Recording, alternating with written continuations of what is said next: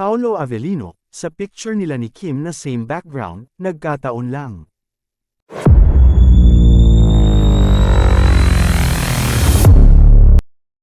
Hindi nakaligtas sa mga mapagmatsyag at matanglawin na netizens ang mga larawan ng kapamilya stars na sina Kim Chiu at Paolo Avellino.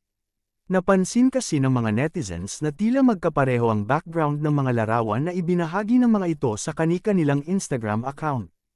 Bagamat una nang pinost ni Kim ang mga larawan 4 weeks ago ay hindi pa rin naiwasan ng netizens na ungkatin ito matapos mag-post ni Paolo ng larawan kahapon, September 10. Caption ng kapamilya actor, LA.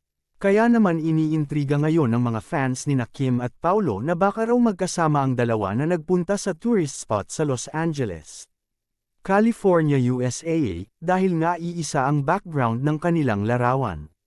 Umani nga ng mga samut-saring komento at pamumulis mula sa Kim Pao fans ang Instagram post ng kapamilya actor. Mga nag-iisip kung sino ang nagpicture kay Pao, saad ng isang netizen. Comment naman ng isa, ako lang ba dito ang nag-iisip kung sino ang photographer ni Pao? Ha ha ha ha, pakitaas ng kamay, ha ha ha ha. Naiisip nyo ba ang naiisip ko? Ha ha ha ha ha. Accident or coincidence, laughing emoji, iba ka boss Paolo. Pagkakataon talaga, say naman ng isa. Samantala nag-react naman ang aktor sa kanyang ex, dating Twitter, account.